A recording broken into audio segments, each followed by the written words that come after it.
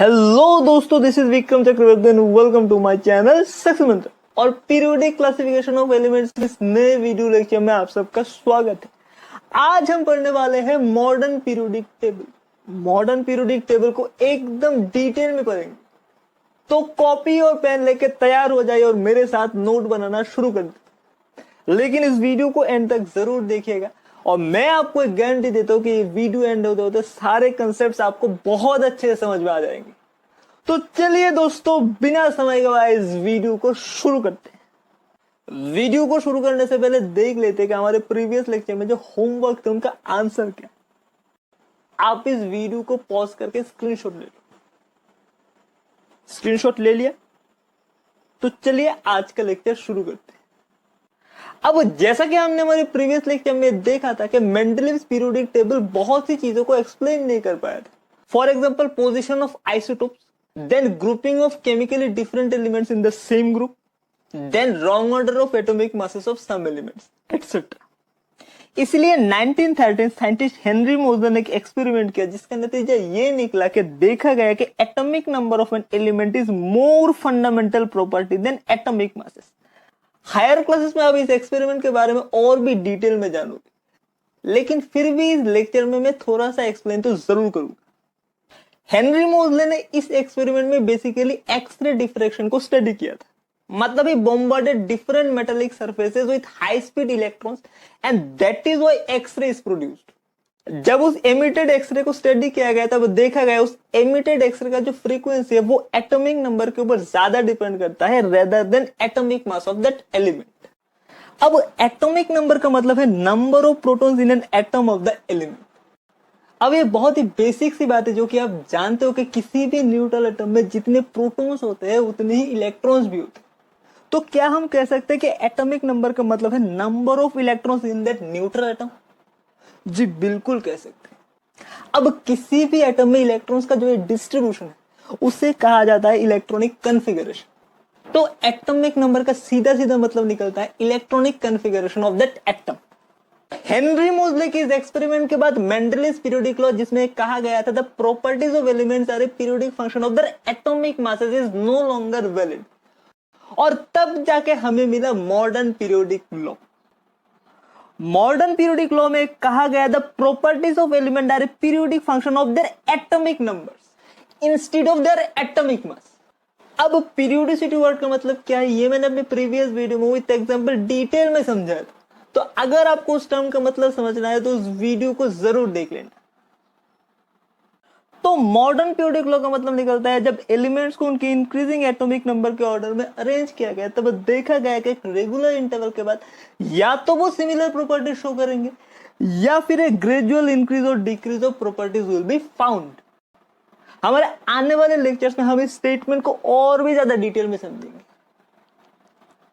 Now this is modern periodic table which was prepared by famous scientist Neil Bohr, and this periodic table is also known as long form of periodic table. अब आप देख सकते हो कि modern periodic table में 7 रोज और 18 columns. ये जो 7 रोज है उन्हें कहा जाता है पीरियड्स और ये जो 18 कॉलम्स है उन्हें कहा जाता है ग्रुप्स। मतलब मॉडर्न पीरियोडिक टेबल में 7 पीरियड्स और 18 ग्रुप्स। अब आप देख सकते हो कि मॉडर्न पीरियोडिक टेबल में डिफरेंट पीरियड्स में डिफरेंट नंबर ऑफ एलिमेंट्स। जैसे कि फर्स्ट पीरियड में 2 एलिमेंट्स है, फिर सेकंड पीरियड में 8 एलिमेंट्स है, देन थर्ड पीरियड में भी 8 एलिमेंट्स है और फोर्थ पीरियड में 18 एलिमेंट्स है। इसीलिए on the basis of number of elements present in each period हर एक पीरियड को एक स्पेशल नाम दिया गया। जैसे कि अगर फर्स्ट पीरियड की बात करें जिसमें 2 एलिमेंट्स है उसे कहा जाता है very short period because it is the shortest period which contains lowest number of elements. Then अगर second period की बात करें तो it is known as first short period, और वैसे ही अगर थर्ड पीरियड की बात करें तो इसे कहा जाता है सेकंड शॉर्ट पीरियड, और दोनों ही पीरियड्स में 8-8 एलिमेंट्स है। उसके बाद अगर फोर्थ पीरियड की बात करें तो उसे कहा जाता है फर्स्ट लॉन्ग पीरियड, और वैसे ही अगर फिफ्थ पीरियड की बात करें तो उसे कहा जाता है सेकेंड लॉन्ग पीरियड, और दोनों ही फोर्थ और फिफ्थ पीरियड में 18 एलिमेंट्स है। देन अगर सिक्स्थ पीरियड की बात करें जिसमें 32 एलिमेंट्स है, it is known as first very long period. Then अगर सेवेंथ पीरियड की बात करें जिसमें 32 एलिमेंट्स है और जो कि इनकम्प्लीट, और जितने भी नए एलिमेंट्स की डिस्कवरी होती है उनका एडिशन इसी पीरियड में होता है, is known as second very long period.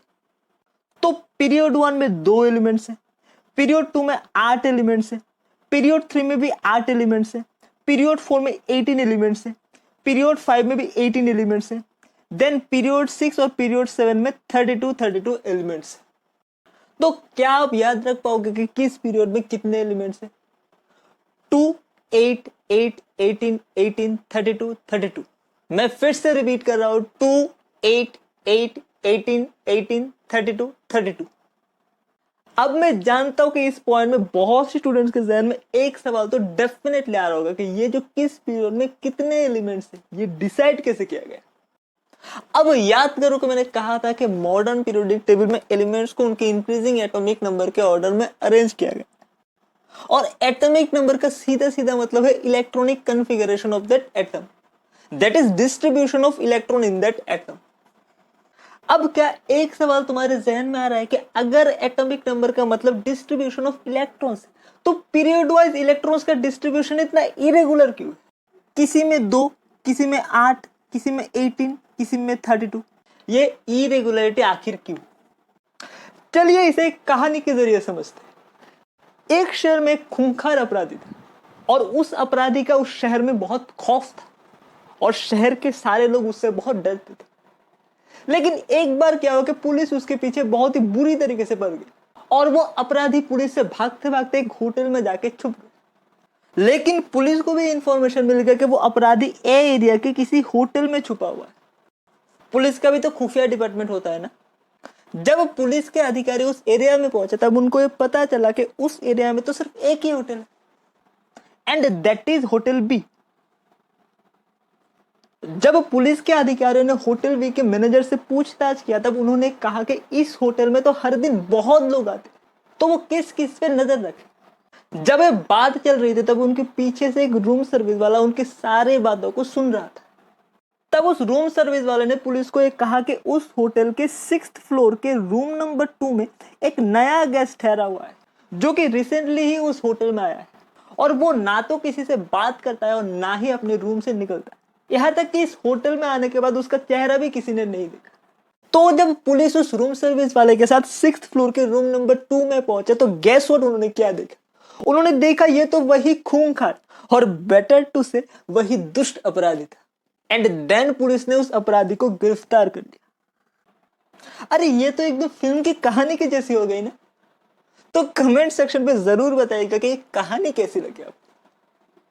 इस कहानी में जिस खूंखार अपराधी की बात की जा रही है दैट इज एक्चुअली इलेक्ट्रॉन, और हमें इलेक्ट्रॉन्स का डेस्टिनेशन ढूंढना है, क्योंकि बिना इलेक्ट्रॉन्स का डेस्टिनेशन पाए हमें बता ही नहीं सकते कि किसी पीरियड का मैक्सिमम कैपेसिटी ऑफ एलिमेंट्स कितना है, मतलब कि उस पीरियड में मैक्सिमम कितने एलिमेंट्स आ सकते। अब मैं ये क्यों कह रहा हूं ये आप थोड़ी देर में समझ जाओगे। अब इस कहानी में जिस होटल का जिक्र मैंने किया था that is in language of chemistry is known as shells और orbit. For example KLMN। I hope ये टर्म सबको थोड़े से जाने पहचाने लग रहे होंगे। होटल के बाद हमें उस अपराधी के बारे में दूसरा इंफॉर्मेशन क्या मिला कि वो उस होटल बी के 6th फ्लोर में, and in language of chemistry it is known as subshells. For example SPDF etc. Then what is the next information, or better to say final information about that criminal? That he is in room number 2 of 6th floor, and in language of chemistry room is orbitals. तो इससे हमें बता पाएगा कि electron किस shell के किस सब शेल में है। और क्योंकि मैंने कहा कि आप ऑर्बिटल्स को रूम्स की तरह समझो, तो ये है सब शेल्स SPDF। तो आप देख पा रहे हो कि S में 1 रूम है, P में 3 रूम्स है, D में 5 रूम्स है, और F में 7 रूम्स है। और यह भी याद रखिए कि एक रूम में मैक्सिमम 2 इलेक्ट्रॉन्स रह सकते हैं, यानी कि S सबशेल का कैपेसिटी ऑफ इलेक्ट्रॉन्स इज 2 क्योंकि एक ही रूम। देन P सबशेल का कैपेसिटी ऑफ इलेक्ट्रॉन्स इज 6 क्योंकि 3 रूम है, और एक रूम में मैक्सिमम 2 इलेक्ट्रॉन्स आ सकते हैं। वैसे ही D सबशेल का maximum capacity of electrons is 10, और वैसे ही F सबशेल का कैपेसिटी ऑफ इलेक्ट्रॉन्स इज 40 क्योंकि F सबशेल में 7 रूम्स। आई होप आपको पूरी कंसेप्ट बहुत अच्छे से समझ में आएगा। आई होप आप कहानी को रिलेट कर पाए हो।